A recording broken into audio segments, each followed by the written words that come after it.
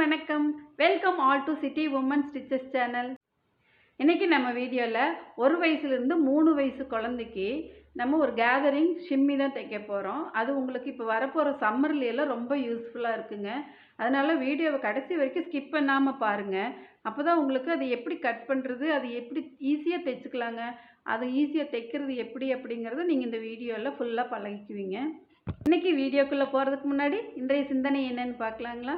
நீந்த தெரியாத மீன்களை நதி ஒதுக்கிவிடும், அதுபோல் விமர்சனங்களை தாண்டி உழைக்காத மனிதர்களை வெற்றி உதறிவிடும். இன்னத்து வீடியோக்குள்ளே போய் நம்ம கட்டிங்கும் ஸ்டிச்சிங்கும் எப்படின்னு பார்க்கலாங்க. வாங்க வீடியோக்குள்ளே போகலாம்.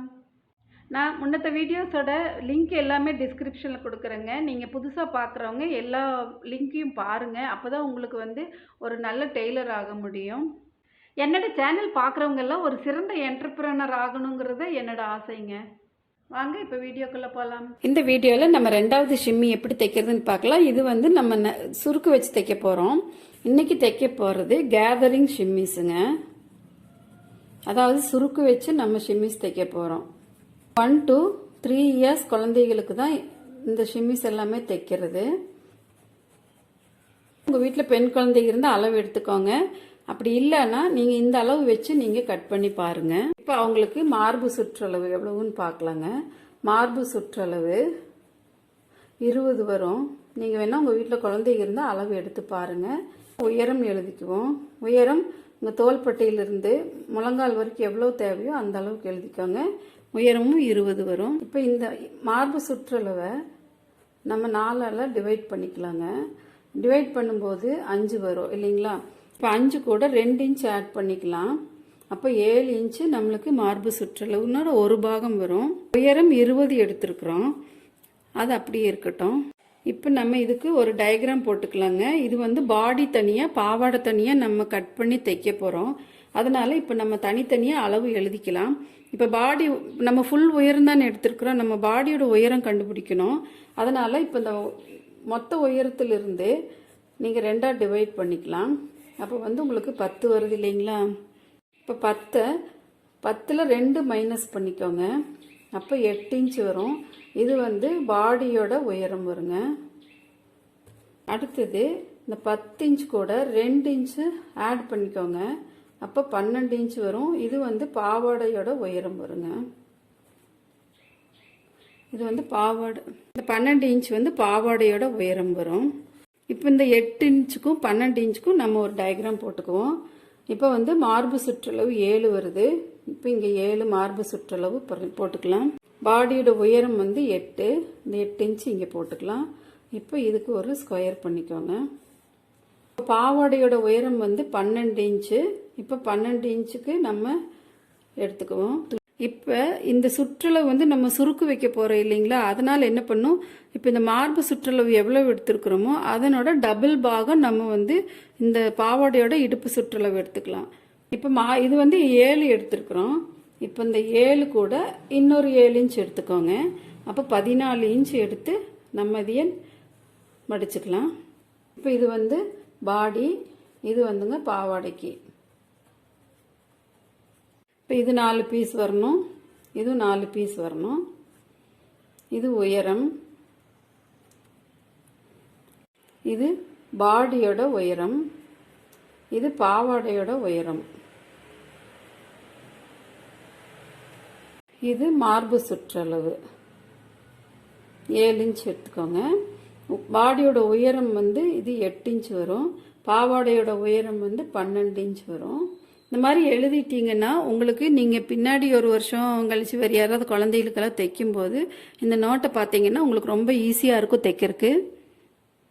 இங்கே 7 + 7 டபுள் அளவு எடுத்துக்கலாங்க. இதுக்கு பாடி சுற்றளவை நம்ம 3 பாகமாக பண்ணிக்கலாங்க. இப்போ பின்கழுத்துக்கு 1.5 இன்ச் எடுத்துக்கலாம். முன்கழுத்துக்கு 3 இன்ச் எடுத்துக்குவோம். இப்போ இதுக்கு ஒரு ரவுண்ட் போட்டுக்குவோம். இதுக்கு ஒரு ரவுண்ட் போட்டுக்கலாம். கைக்குழி 4 இன்ச் எடுத்துக்கலாம். இப்போ அதுக்கு ஒரு ரவுண்ட் போட்டுக்கலாம். மார்பு சுற்றளவுலேருந்து 1 இன்ச்சு உள்ளே தள்ளிட்டு இப்படி ஷேப் எடுத்துக்கோங்க. நம்ம துணியில் எப்படி கட் பண்ணுறதுன்னு அடுத்தது பார்க்கலாங்க. இப்போ பாடிக்கு நம்ம 7 இன்ச் எடுத்துருக்கோம். உயரம் 8 இன்ச் எடுத்து இப்போ 4 பாகமாக மடிச்சிட்டோம். அதே மாதிரி பாவாடைக்கு இது பாருங்கள் 4 பாகமாக இருக்குது. உயரம் 12 எடுத்திருக்கோம்.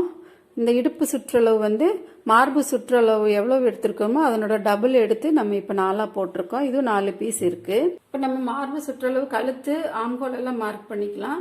இது வந்து நம்ம 3 பாகமாக பண்ணிக்கலாங்க. பின் கழுத்துக்கு நம்ம டேப் வச்சு 1.5 இன்ச் மார்க் பண்ணிக்கலாம். அதே முன்கழுத்து 3 இன்ச் மார்க் பண்ணிக்குவோம். ஆம்கோல் 4 இன்ச் எடுத்து மார்க் பண்ணிக்கலாம். இப்போ இது ரெண்டுக்கும் நம்ம கழுத்து வரைஞ்சிக்குவோம். இப்படியே ரவுண்ட் போட்டுக்கலாம்.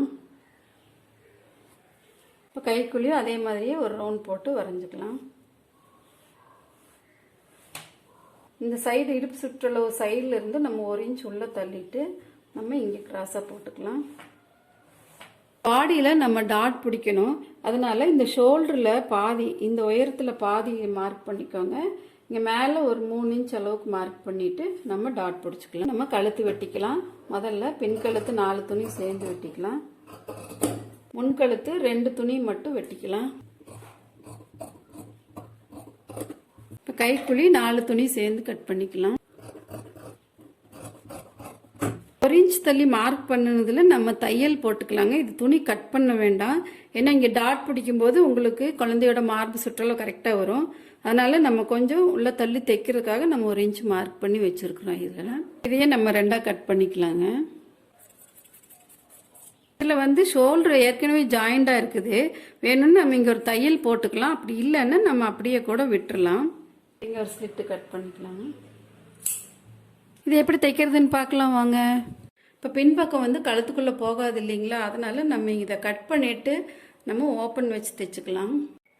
இப்போ நான் போன வீடியோவில் உங்களுக்கு காமிச்சிருப்பேன். கழுத்தெல்லாம் 2 மடிப்பு மடித்து அடிக்கணும். இந்த பிசுரை ஒரு மடிப்பு மடித்து அடிக்கணும். அப்புறமா இன்னொரு மடிப்பு மடித்து கழுத்து ஆம்ஹோல் இது ரெண்டுமே அந்த மாதிரி மடித்து அடிச்சுக்கணுங்க. அப்படி உங்களுக்கு தெரியல அப்படின்னு சொன்னால் நான் உங்களுக்கு இப்போ தைச்சு காமிக்கிறேன். அப்படி இல்லைன்னா நான் போன வீடியோவோட லிங்க் டிஸ்கிரிப்ஷனில் கொடுக்குறேங்க. நீங்கள் அங்கே போய் எப்படி தைக்கிறதுன்னு பார்த்துக்கோங்க. ஃபஸ்ட்டு கழுத்து மடித்து அடிச்சுக்கலாம். இப்போ பிசுறு பாருங்கள். இந்த பிசுறு ஒரு மடிப்பு உள்ள மடிச்சுக்கோங்க. இன்னொரு மடிப்பு இந்த மாதிரி மடிச்சுக்கோங்க. மடித்து இப்போ அப்படியே அடிச்சுட்டு வந்துடலாம். இந்த ஓரத்தில் தையல் வரணும். இப்போ கழுத்து எந்த சைடு மடிச்சு அடிக்கிறீங்களோ அதே சைடு தான் கையும் மடிச்சு அடிச்சுக்கணும்.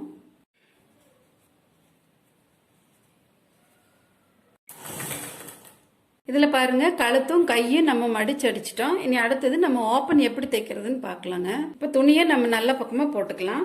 பேக் சைடு ஓப்பன் தைக்கிறதுக்காக நான் பாருங்க கொக்கி வைக்கிறதுக்கு நான் 1 இன்ச்சுக்கு ஒரு பீஸ் கட் பண்ணியிருக்கேன். அதாவது இந்த உயரத்துலேருந்து 1 இன்ச் எக்ஸ்ட்ரா விட்டு கட் பண்ணியிருக்கேன். இது லூப் வைக்கிறதுக்கு நான் 2 இன்ச்சுக்கு எடுத்திருக்கேன். இதுவும் இதே அளவுக்கு எடுத்திருக்கிறேன் நான். இந்த 1 இன்ச்சுக்கு எடுத்ததை நம்ம பிசுரை மட்டும் ஒரு சைடு மடிச்சு அடிச்சுக்கலாம். நல்லா கட் பண்ணிக்கலாம். இன்ச்சு எடுத்துருக்கிறேன் இல்லைங்களா, அதை வந்து நம்ம இப்போ இந்த இடது கை பக்கமாக வச்சுக்கலாம். இது நல்ல பக்கமும் வச்சு இப்போ தைச்சிக்கலாம். மேலே அரைஞ்சி விட்டுக்கோங்க, கீழே அரைஞ்சி விட்டுட்டு இப்போ இதை தைச்சிக்கலாம்.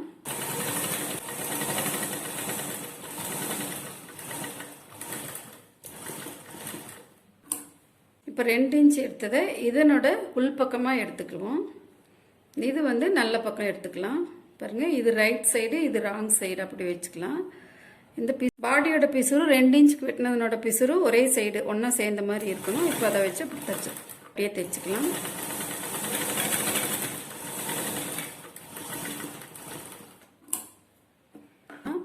இப்போ இந்த பிசுறு பாருங்கள், இந்த பிசுறு மேலே இதை அப்படியே மடித்து நம்ம இதை அப்படியே தைச்சிட்டு வந்துடலாம்.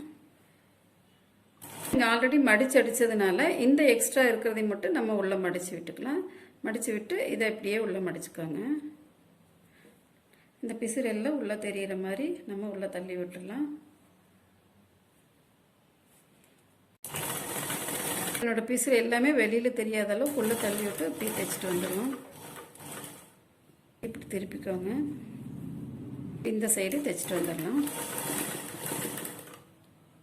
இப்போ மார்பு சுற்றளவோட டபுள் பாக 2 பீஸ் இருக்குது இல்லைங்களா, பாருங்கள் இது 2 பீஸ் இருக்குது. நம்ம இந்த 2ஐயும் ஒன்றா ஒரு சைடு சேர்த்திக்கலாம். இப்போ இது ஒரு சைடு, இதனோட ஒரு சைடு எடுத்துக்குவோம். பாருங்கள் இந்த நீளத்தை பாருங்கள், இந்த நீளம் வருது. இது ஒரு சைடு வச்சு நம்ம இப்போ தைச்சிக்கலாம். இப்போ இந்த நீளத்தை தைச்சிட்டோம். இனி இதை வந்து அப்படியே நம்ம சிங்கிளாக விரிச்சு விட்டுக்கலாம். பாருங்கள், இப்போ விரிச்சுட்டுட்டு இல்லைங்களா, இந்த கீழே ஓரத்தை 2 மடிப்பு மடிச்சுக்கலாம். இப்போ இது பிசுற 1 மடிப்பு மடிச்சுக்கோங்க. அப்புறம் கொஞ்சம் பெருசாக ஒரு 1 இன்ச்சு இல்லைன்னா 3/4 இன்ச்சு அளவுக்கு இதையே இப்படி மடித்து அடிச்சுக்கலாங்க.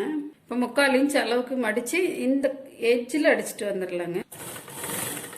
இப்போ பாடியோட அளவுக்கு இதில் நம்ம சுருக்கு பிடிச்சிட்டு வந்துடலாங்க. இப்போ நல்லா இந்த மாதிரி அப்படி கடைசி வரைக்கும் சுருக்கு பிடிச்சிட்டு வரலாம். பக்கம் பக்கமாக நெருக்கி சுருக்கு பிடிச்சிட்டு வந்துடலாங்க.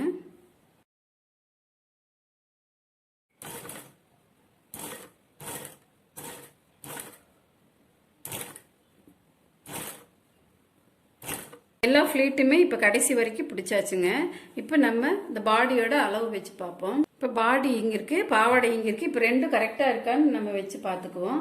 இப்போ இதை நல்ல பக்கம் திருப்பிக்கலாம்.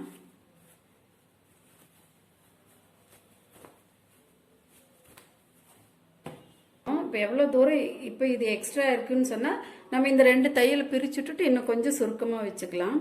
இப்போ நம்ம பாடியும் இந்த பாவாடைக்கும் மேட்ச் பண்ணி பார்க்கலாங்க கரெக்டாக இருக்கான்னு. இப்போ நம்ம இங்கே சைடில் ஜாயின் பண்ணும்போது இது கரெக்டாக வந்துடும். பாவாடையில் ராங் சைடு எடுத்துக்கோங்க. ராங் சைடு தான் நம்ம எப்பவுமே சைடில் ஜாயின் பண்ணணும். 1/2 இன்ச் தள்ளி உள்ளே வச்சுட்டு தையல் போட்டுக்கலாங்க. இப்போ ஒரு தையல் போட்டோம், இன்னொரு தையலும் போட்டுக்கலாங்க.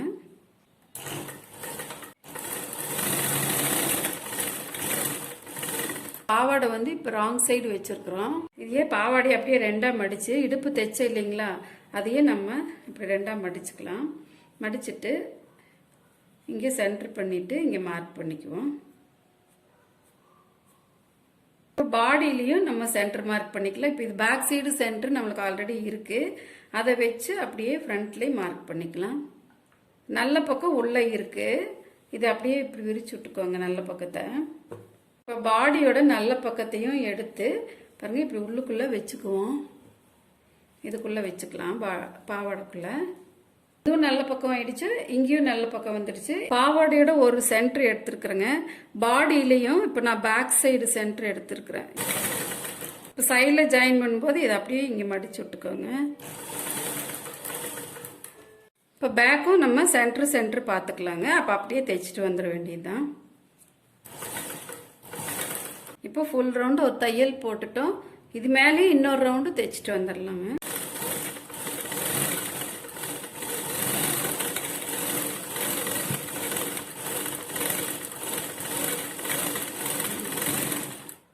இப்போ நம்ம இதை திருப்பி பார்க்கலாங்க. பாருங்கள் எப்படி இருக்குன்னு சொல்லிட்டு. இந்த மாதிரி சுருக்கு ஃபுல்லாக வந்துடும். இது வந்து ஃப்ரண்ட்டு, இது வந்து பேக் சைடு. உங்களுக்கு ஃபுல்லாக சுருக்கமாக வர்றதுக்கு பேர் தாங்க கேதரிங் ஷிம்மிஸ்னு சொல்கிறது. இப்போ இந்த லூப் சைடு பாருங்கள், இப்படி நம்ம ஒன்று மேலே ஒன்று இந்த மாதிரி போட்டு இங்கே ஒரு 3 கொக்கி வச்சுக்கலாங்க. இங்கே ஒன்று, இங்கே ஒன்று, இங்கே ஒன்று 3 கொக்கி வச்சுட்டா, இல்லைன்னா உங்களுக்கு எவ்வளோ தேவைப்படுமோ அந்தளவுக்கு நீங்கள் கொக்கி வச்சுக்கலாம். காட்டன் துணி எடுத்து சம்மரில் இந்த மாதிரி உங்கள் குழந்தைங்களுக்கு தைச்சி போட்டிங்கன்னா உங்களுக்கு அந்த பாடி ஹீட்டுக்கு ரொம்ப நல்லா இருக்குங்க. உங்களுக்கு இந்த வீடியோ பிடிச்சிருந்தா லைக் பண்ணுங்கள், ஷேர் பண்ணுங்கள், கமெண்ட் பண்ணுங்கள். இன்னும் இந்த சேனலுக்கு நீங்கள் சப்ஸ்கிரைப் பண்ணாமல் பார்த்துட்ருக்குறீங்கன்னா கீழே தெரிகிற ரெட் கலர் சப்ஸ்கிரைப் பட்டனை கிளிக் பண்ணுங்கள். பக்கத்தில் பெல் பட்டன் வரும், அதையும் கிளிக் பண்ணுங்கள்.